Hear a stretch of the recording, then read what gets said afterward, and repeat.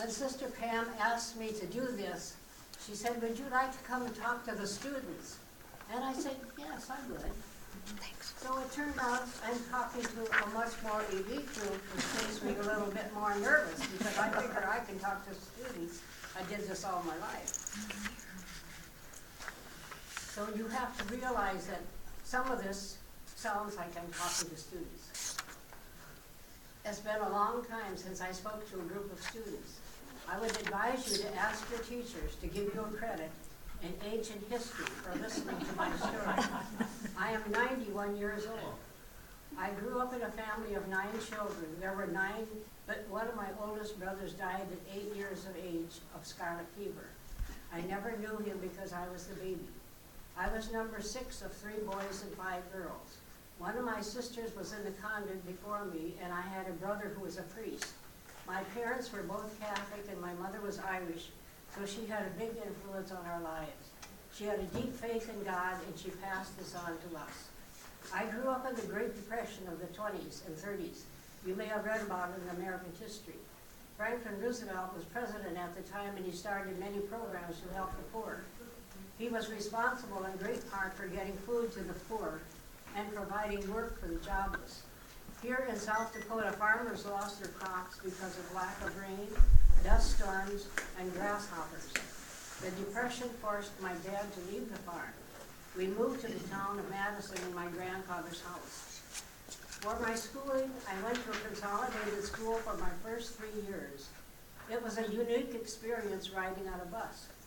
At the end of my 3rd grade year, we were in Madison, and I went to a Catholic school where Presentation Sisters taught. This was my first experience of meeting sisters. The last part of 3rd grade, I went to the 2nd grade for my religion because I hadn't made my first communion. I had Sister Mercedes, who was so kind to me. My formal religion lessons were given to me by my mother. We had never seen sisters before. At that time, they wore uniforms, black and white, which were called habits. It was providential for me when I went to 5th and 6th grade that Sister Mercedes had been assigned to teach these grades. She had a big influence on my life, which later helped me decide to come to the convent. We had only 3 years in Catholic school. My mother said that was the best blessing of the Depression, the only blessing. My dad had found a farm near a small town of Wintford, so in 6th grade, 4 of us, younger ones, went to a country school. We walked 1.5 miles. The school had 21 students, 1 teacher, and all in one room. In 7th and 8th grades in high school, I went to the Wintford Consolidated School. We lived 3 miles away and no bus service. After graduating from high school, I went 2 sessions in the summer. I wanted to be a teacher. My mother was a teacher, and she had gone to this college, which was General Beadle College, with this, which now is called Dakota State, and is in Madison. And I want you to know that it cost me $25 a session. Some of you ball players are familiar with this school. It seems they are challenged to us in sports. It was during this summer I began thinking about becoming a presentation sister. I began to pray more. I wanted to teach about God, and I knew this was not possible in public schools. In the fall of 1945, at 18 years old, I decided to go to the convent. World War II had just ended. My brother was a soldier, and that is another whole story. My oldest sister had joined the Presentation Sisters 3 years ahead of me, so I had more knowledge of the sisters. The leaders of the convent knew I wanted to be a teacher. When I came, most of the sisters were teachers, nurses, or did domestic work. In these later years, our sisters did many kinds of ministry, and these were especially directed to help the poor.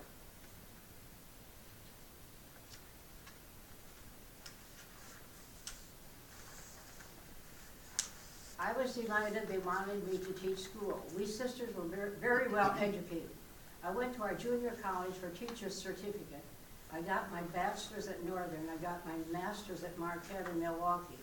Later, I went to a class or 2 at Briarcliff in Iowa, went to the University of Albuquerque, New Mexico, and Mount Marty in Watertown, plus my summer at Dakota State. We received much of our education by going to summer sessions. I remember when many of us sisters were going to Northern in the summertime, the other students did not appreciate us. They called us the DARs, the damn average raisers. Our first years in the convent were spent in prayer, religion classes, and helping with the chores around the convent. We also took college courses in preparation for teaching. There were 5 of us that came to the convent in 1945. We became close friends with our own group and many that came before and after us. A number of sisters left at different stages. They were free to leave any time. They found that this life was not suited to them. In our early years, we had very little contact with anyone outside the convent, including our own family. We were allowed to walk outside within limits. In 1966 and 67, we had Vatican II, which came from Rome. It allowed us much more freedom in our dress, in our living, and in our rules in regard to our worship. One big change for us was we dressed in clothes that were like others at the time. After 3 years, we were missioned to teaching or nursing. I went to Huron for my first year of teaching. I had an unusual and single experience of teaching when I was a senior in high school. The superintendent asked me to teach the 1st and 2nd grade as the teacher had called in sick. I was honored and delighted. This was a new experience which never would have happened in today's schools. The teacher rewarded me with $10, which to me was like $100. I deviated a bit. Now back to my first year in Huron. I was prepared to teach 5th and 6th grade, but there was an overflow of students in primary, so I ended up teaching 2nd grade. I knew little about 2nd graders, but I had the cutest and smartest group of kids. I learned more than they did. I found out that they were a bright class all during their years, and I take no credit. Presentation Sisters taught mainly in schools through 8th grade. We had few high schools. Most of our schools were in South Dakota. Later we had schools in Minnesota and Montana. I taught school for 45 years. Most of my years I taught 7th and 8th grades. I was principal for many of these years. Many times I taught 7th and 8th grade and was principal. I enjoyed teaching at that age, even though it could be a challenge at times. One benefit for me was that I was tall, so that was a challenge to some of the boys. I had very few problems with discipline. I tried various ways of dealing with problems. I remember a student throwing spit wads around the room. I just said, "John, you see me after school." He wasn't sure what was going to happen. I said, "Go get the wastebasket, put it by your desk, you start taking the paper out, and you make spit wads." Well, that problem was solved. No one was spit wads. I did have mercy on him, though. He only had to do some of the paper in the basket. You probably remember when you did things like that when you were in junior high. One of my early years of teaching was in the new school in Sioux Falls. I had a problem with my toes on my foot. The doctor diagnosed it as rheumatoid arthritis, which is a serious and painful disease of the immune system. I did continue to teach many years in different schools. I had lots of pain, and I visited many doctors and took many kinds of pills. Many years later, in 1963, it became worse, and the doctor wrote an order for me to quit teaching and try living in a warmer climate. I was teaching 7th and 8th grade and was principal in Jefferson, which is a small school near Sioux City. One other sister and lay people staffed the school. This was one of my favorite places to teach. It was a lovely French community. In the early years, 2 of our sisters came from Canada, and they were asked to come and teach French in this public school in Jefferson. This was unheard of before. Well, back to my doctorate order. I went to live in Albuquerque, New Mexico. My sister Kathleen lived and worked there. The climate was warmer, and I tried to keep busy. I lived near a Catholic school, so I offered my services, and the principal was delighted.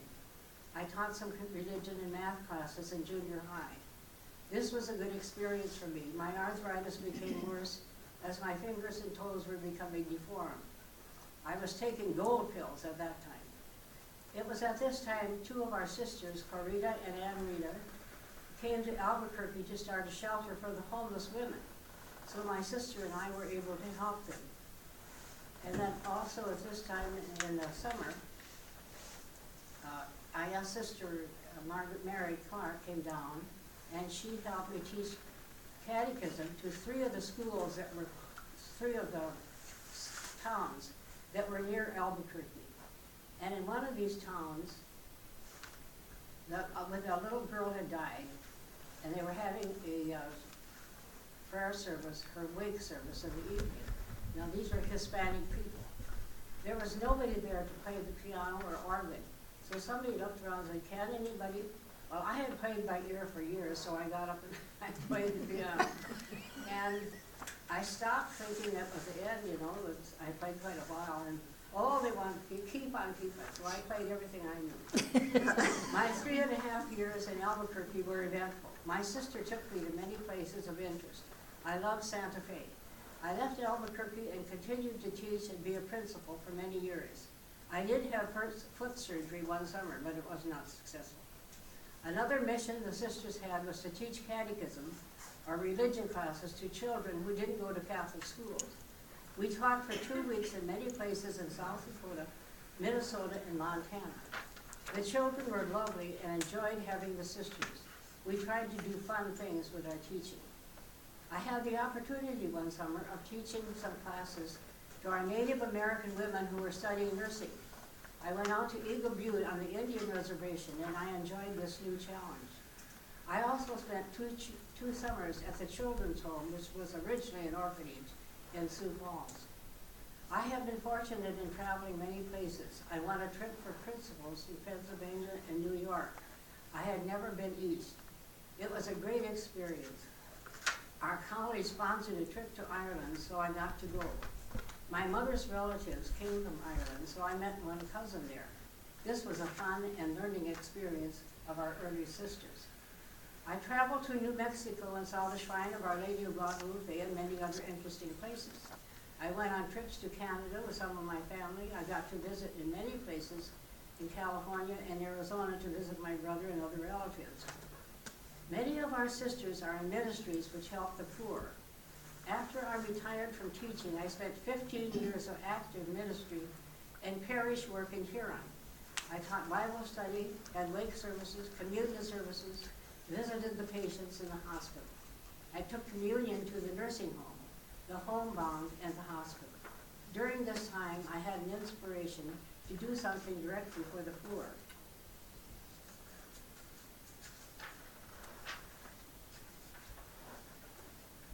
We had 2 Catholic parishes, and there was no formal ministry for the poor. I got permission from the 2 priests to start a thrift store, which would help the poor and bring money for the parishes. I found out if you help the poor, God is right there to help them. I knew nothing about starting a business. I had to go and find a realtor and to find a building, go to the city officials to get the water, etc. for the building. I had to deal with the state because we had to charge a tax. Everything fell in place in a miraculous way. Many people came to help, and I named it St. Francis Shop. I managed the shop for 14 years. I left 16 years ago, and it is still running. I came here to retire. I was still able to do a few things, so I was a convent librarian, and I provided movies and educational videos for the sisters. Now I am retired, and I keep busy just taking care of myself and praying, reading, doing puzzles, and playing pinochle. Then I was going to say to the kids, because I thought I was talking to the students, that I listen on the radio to their sports.